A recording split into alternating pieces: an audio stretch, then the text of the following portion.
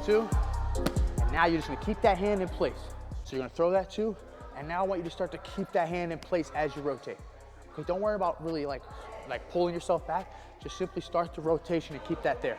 What you're doing is number one, you're creating those two distances like we talked about, but now you're also putting that rotation on this shoulder joint. And that's that slingshot effect. Now we're gonna talk about that next, but it's gonna create that tension to where that three is gonna wanna fly off the hip. In the habit of shooting the two or slipping and then getting into your final three position, but keeping this forearm straight up and down. If you do like this, there's no tension here. Keep that tension there. Yes, yeah, you should really feel that there. If you're doing it right, you should feel that. And you can maximize it by not leaning back, by rotating. Yes, feel that?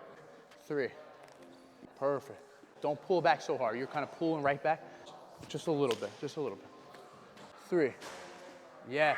So if you don't do that, right, a lot of guys will do this. They'll throw the two and they'll start to bring this hand with them. Now look, distance between little R and your head or the target became smaller. So here, boom, if you go, you lost that. Then that's when you got guys doing this. Dropping the hand, not what we want. Here, leave it, leave it. Here, leave it. All right, so once we start creating that separation, once we start creating that distance between little R and big R and then little R and the target, we want to start setting our target or our weapon up to land the shot. And I call it setting up the weapon because your whole arm should act as one unit, right? When it flies off the hip, it should already be in its final position and then it should come together. You don't want to be throwing the punch and then doing all this extra movement, right? So we set up the weapon. What I mean by that is when we slip and we start to create those two distances, watch the angle of my hand. Opens up a little, becomes 90. So as I'm doing this, as I'm going here, it's becoming 90, right? And that allows me to throw the shot and maintain that 90 degree. So I'm not opening up or I'm not going here and then opening up, right?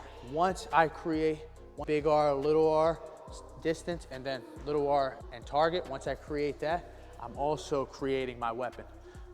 So once I get to this position here where I'm about 90, I'm gonna imagine there's a block here and I tape everything up. It's locked in.